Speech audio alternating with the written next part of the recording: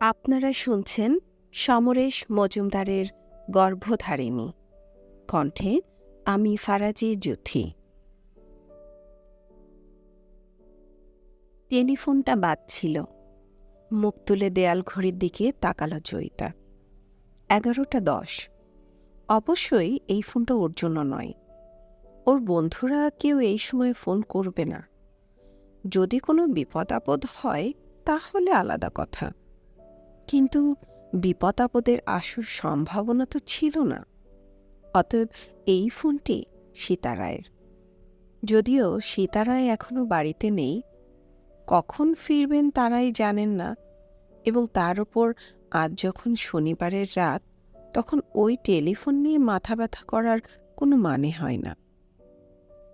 অবশ্য করাত চালানোর মতো শব্দটা বেজে যাচ্ছে। যে করছে তার ধৈর্য আছে, না ধরিয়ে ছাড়বে না। এ বাড়িতে দুটো কাজের লোক আছে, একজন দৈনিক আর একজন কোথাও যাওয়ার জায়গা নেই বলে আছে। কাজকর্ম ঠিকঠাক করে, কিন্তু কানে শুনতে পায় না। সীতারায়ের অবশ্য শ্রীহরিকে ওই কারণেই পছন্দ। বাড়ির কথা বাড়ির বাইরে যাবে না। কিন্তু মুশকিলটা হলো, টেলিফোনের আওয়াজটা শ্রীহরিকে বিন্দুমাত্র বিচলিত করে না। খানিক আগে ডাইনিং টেবিলে খাবার দিয়ে চলে গেছেন নিজের ঘরে। অতএব উঠতেই হলো জয়িতাকে। লাফ দিয়ে বিছানা ছেড়ে সোজা হয়ে দাঁড়ালো। স্পোর্টস গেঞ্জি আর জিন্সের টাইট প্যান্টে ওকে আরও রোগা দেখায়, কিন্তু শাড়িটারির চেয়ে এই পোশাকই ভালো লাগে জয়িতার।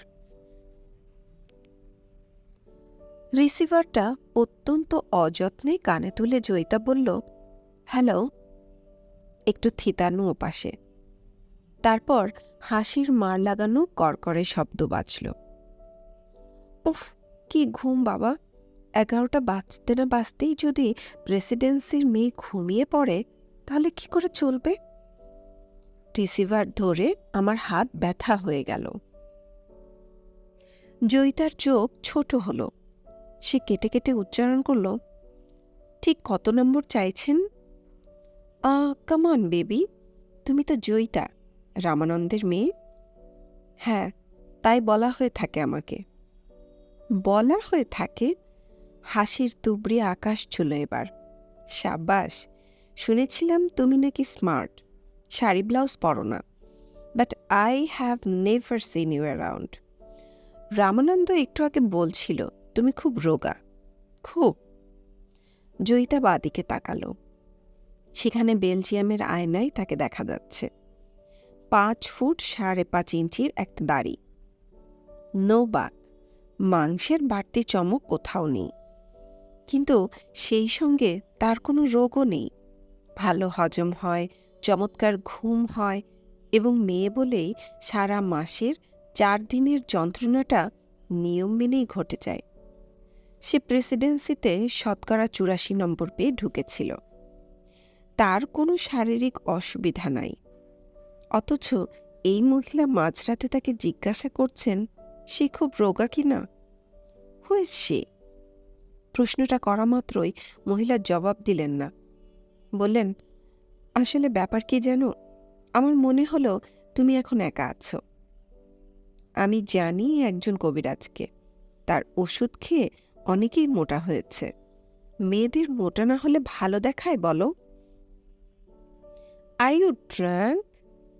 ওমা, আমার কথা শুনে তোমার তাই মনে হচ্ছে বুঝি?